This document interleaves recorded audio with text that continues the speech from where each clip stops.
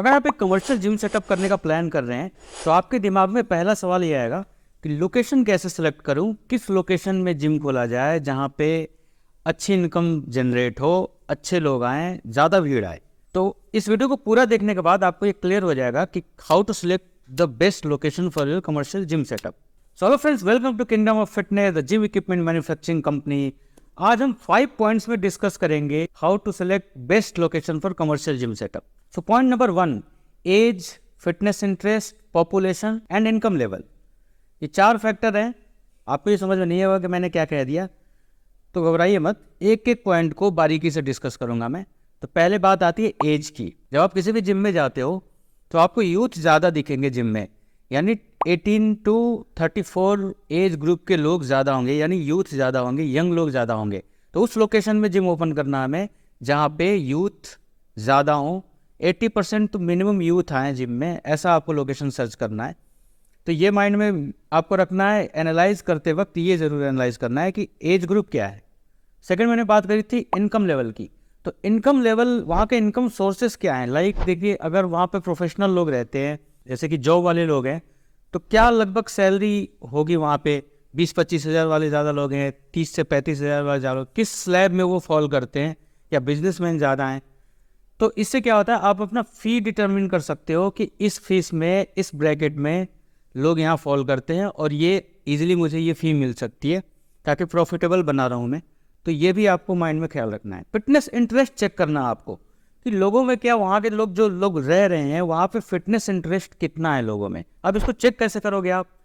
देखिए, ऐसे चेक नहीं कर सकते आप किसी को देख के, क्योंकि गली गली में बॉडी बिल्डर तो नहीं घूम रहा कि हाँ ये यहाँ जिम जाने वाले लोग ज़्यादा हैं।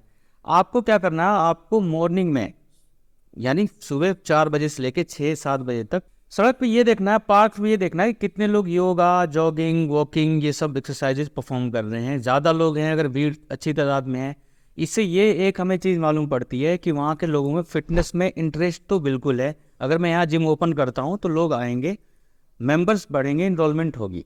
नेक्स्ट जो एक फैक्टर आता है वो पॉपुलेशन का आता है।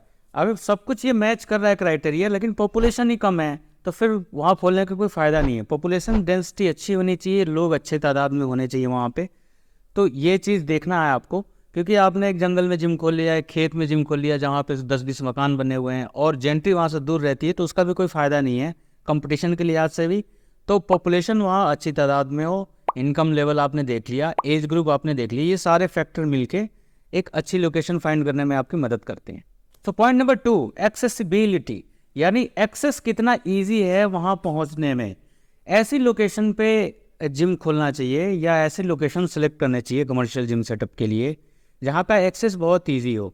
अब एक्सेस कहने का मतलब ऐसा है कि शहर का वो पार्ट जहाँ पे लोग इजीली आ सकें। एक तो वहाँ पार्किंग की भी सुविधा होनी चाहिए। पार्किंग की सुविधा आप देखना डेडिकेटेड पार्किंग हो, कहीं ऐसा ना हो कि लोग पार्क करने लग जाएं और महीने 2 महीने विवाद खड़ा हो जाए कि यहाँ पार्क नहीं कर सकते, ऐसे नहीं कर सकते, नो पार्किंग जोन है। ये आप क्लियर रखना। उसके बाद एक्सेस ऐसा होना चाहिए कि लोग अपने वाहन से भी आते हैं और कुछ लोग वैसे जनरल कन्वेंस से भी आते हैं, लाइक पब्लिक ट्रांसपोर्ट से भी आते हैं। अगर किसी को 10-15 मिनट की दूरी से आना है तो वो क्या करेंगे, वो ऑटो, टेम्पो और बैटरी रिक्शा ऐसे लेके आते हैं वो। तो आपको ये देखना है कि वहाँ पे ये चीज़ें अवेलेबल हों, बहुत इजीली एक्सेस हो। और जब भी आप मार्केटिंग पॉइंट ऑफ व्यू से सोचेंगे तो मार्केटिंग पॉइंट ऑफ व्यू से क्या होता है कि आप जब बोर्ड लगाते हैं, ग्लो बोर्ड या साइन बोर्ड, तो विजिबिलिटी अच्छी हो, कोई भी वहाँ से आता जाता हो मार्केट से, तो बोर्ड दिखना चाहिए। इससे क्या होता है कि रिकॉल वैल्यू आती है, और कभी किसी को फ्यूचर में भी जिम करना है या किसी को रिकमेंड भी करना है तो ये क्लियर रहता है कि हाँ इस जगह पे जिम है, मैंने देखा है, आप जाकर वहाँ ज्वाइन कर सकते हो। तो मार्केटिंग पॉइंट ऑफ व्यू से भी बहुत अच्छा रहता है। तो एक्सेसिबिलिटी का पूरा ख्याल रखिए। Point number 3, size, space and safety. तो साइज़ मिनिमम इतना होना चाहिए कि वहाँ जो भी आप फ़ी आपने डिफ़ाइन करी है कि मैं 800 फ़ी लूँगा या 1000 लूँगा, 1200, 1500 या 600, जो भी आपने फ़ी वहाँ के हिसाब से आइडेंटिफाई करी है, वो लोकेशन के ऊपर होता है कि जैसे आप गांव में हो, अर्बन में हो, एक डिस्ट्रिक्ट लेवल की सिटी है या एक मेट्रो सिटी है, उस हिसाब से आप प्राइस डिफाइन करते हो अपना फ़ी स्ट्रक्चर। तो अब क्या होता है कि उसका स्पेस कितना है, लोकेशन तो मैंने देख ली, पर स्पेस कितना मिल रहा है। अगर 1000-1200 मिल रहा है तो ठीक है, अगर ज़्यादा कम मिल रहा है तो उसमें भी दिक्कत है। जब रश आवर होता है, जब सुबह 9 बजे तक जो भीड़ आती है, 6 बजे से 9 बजे तक, उसको टैकल करना है।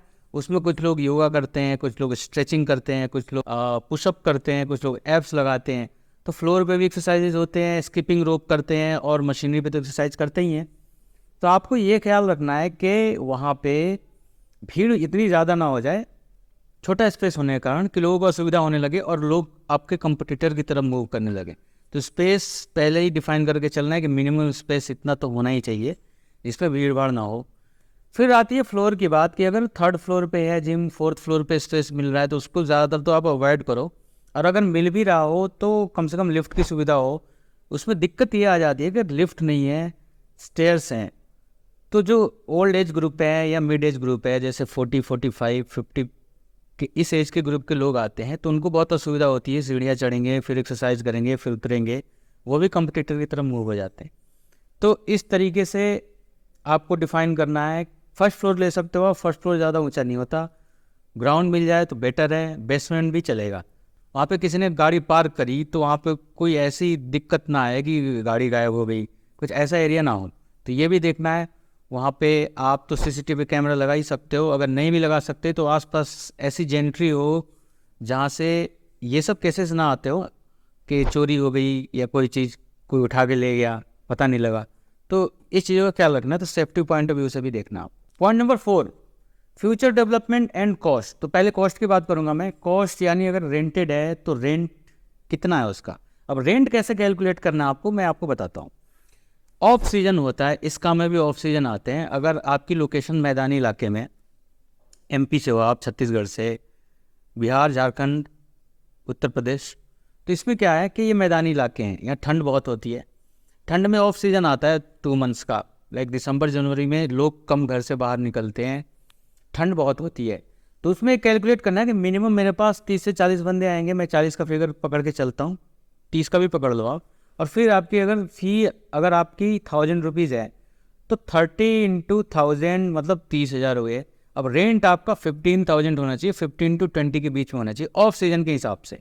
और जब पीक सीजन आती है, जब ये ऑफ सीजन ख़त्म हो जाता है, तो 80 प्लस 100 बच्चे या 100 प्लस भी आते हैं। तो उसमें क्या होता है, उसमें प्रॉफिटेबिलिटी बनी रहती है और ऑफ सीजन में आप सर्वाइव अच्छी तरीके से कर जाओगे और थोड़ा बहुत इनकम भी जनरेट होगा। तो कुल मिला के ये रेंट ऐसे कैलकुलेट करना है आपको, तो कभी फेल नहीं होगा, हमेशा प्रॉफिटेबल रहोगे आप, लॉस नहीं होगा आप। तो ये देखना है। और फ्यूचर डेवलपमेंट आपको देखना है। फ्यूचर डेवलपमेंट मतलब जिम जब आप खोल रहे हो तो कम से कम 5 साल, 7 साल, 10 साल तो चलाओगे वहाँ पे, उस लोकेशन पे। फिर अपने ब्रांचेस डालोगे या आप मूव करोगे उसको। उसमें क्या होता है कि एक पॉइंट आता है जहाँ पे बिजनेस सैचुरेट होने लगता है, मतलब कोई अब नया कोई आ नहीं रहा, एक स्टैग्नेंट हो जाता है। तो उसमें क्या करना है कि फ्यूचर डेवलपमेंट देखनी है कि जिस लोकेशन में हूँ वहाँ पे 2-3 किलोमीटर के दायरे में क्या डेवलपमेंट हो सकती है, क्या संभावनाएं हैं। जैसे कोई अपार्टमेंट बन रहा हो, कोई सोसाइटी बन रही हो, रेजिडेंशियल एरिया डेवलप हो रहा है, कोई सोसाइटी कट रही हो, प्लॉट्स कट रहे हो, उससे क्या होता है फ्यूचर ब्राइट रहता है। जो भी वहाँ लोग रहने आएंगे वो भी जिम ज्वाइन करेंगे। तो फ्यूचर भी देखना है आपको कि फ्यूचर डेवलपमेंट अच्छी हो, तो इससे आपको क्लियर रहेगा कि लंबा चलेगा, लंबी रेस के घोड़े रहोगे आप। Point number 5, permits and amenities. तो पहले परमिट की बात करते हैं। देखिए, किसी भी काम में गवर्नमेंट के कुछ रूल्स होते हैं। अगर आप एक मार्केट एरिया में जिम ओपन करते हो, या तो व्यापार मंडल, लोकल व्यापार मंडल का सर्टिफिकेट होता है, नगर निगम या नगर पालिका का, तो ये आप पहले ही क्लियर करके चलो जो भी आपके यहाँ रूल रेगुलेशन वहाँ पे मान्य है। उससे क्या होता है, अगर आपने कहा नहीं जिम चल रहा है, कोई दिक्कत नहीं, अचानक से एक ऐसी अड़चन आएगी कि प्रॉफिटेबल बिजनेस लॉस में चला जाएगा, बंद करना पड़ सकता है। तो इन चीज़ों का अगर आपके यहाँ अप्लाई है तो पहले ही आप क्लियर करके चलो कि ये सर्टिफिकेट्स हैं या ये क्लियरेंस हैं जो मुझे लेके रखनी है अपने जिम के लिए। तो ये बिल्कुल होना चाहिए। अब इसमें एमिनिटीज़ की बात आती है कि एमिनिटीज़ से क्या फ़र्क पड़ता है। बहुत ही छोटा पॉइंट है लेकिन बहुत ही गहरी बात है। एमिनिटीज़ मतलब सुविधाएं और वहाँ पे क्या क्या है। जैसे कि जिम है और वो एक मार्केट एरिया में, और उस मार्केट में हर एक तरह की दुकानें भी मौजूद हैं। वहाँ खाने पीने का सामान, ration, general stores, shoes, clothes, ये सारी चीज़ें हैं। अब होता क्या है कि कोई आपके यहाँ से 4 किलोमीटर या 5 किलोमीटर से आता है जिम करने, तो एक तीर से 2 निशाना मारता है वो। अब बात सुनने में अजीब लग रही होगी लेकिन बात समझो आप। अगर मुझे आज घर में किसी ने कहा कि कल का मुझे राशन लाना है, तो मेरे माइंड में ये है कि अच्छा जिम की तरफ तो मिलता ही है, मैं मॉर्निंग में जिम जाऊँगा, वहीं से जिम करने के बाद मैं ये चीज़ें जो भी मेरे पास लिस्ट है मैं लेके आऊँगा। वैसे क्या होता है, लोगों को टाइम की बचत होती है, सेकंड, वो जिम स्किप ना करके अपने काम के लिए वो दोनों काम एक साथ निपटा देते हैं। उससे क्या होता है, इससे लोकेशन जो ये सिलेक्ट करते हो आप, इससे बहुत प्रभाव पड़ता है कि ये काम भी निपट जाएंगे मेरे, छोटे मोटे काम भी। तो एक छोटा सा पॉइंट है लेकिन अहम पॉइंट है, आप सोच के देखना, तो ये चीज़ें मैटर करती हैं। तो ये जो भी मैंने 5 पॉइंट्स बताए, अगर आपने इनको देखते हुए लोकेशन फाइंड करने में अप्लाई किया तो बिल्कुल प्रॉफिटेबल, और मेरी गारंटी है बहुत ही अच्छी तरीके से जिम बिजनेस आप चला सकते हो। तो आशा करता हूँ ये वीडियो पसंद आया होगा। अगर आपको under 5 lakh commercial gym setup चाहिए तो लेफ्ट हैंड साइड में जो वीडियो है उस पर क्लिक करके पूरा जानकारी ले सकते हो कि क्या क्या मशीनरी है। इसमें मैंने पूरी लिस्ट दे रखी है with machinery. So thanks for watching.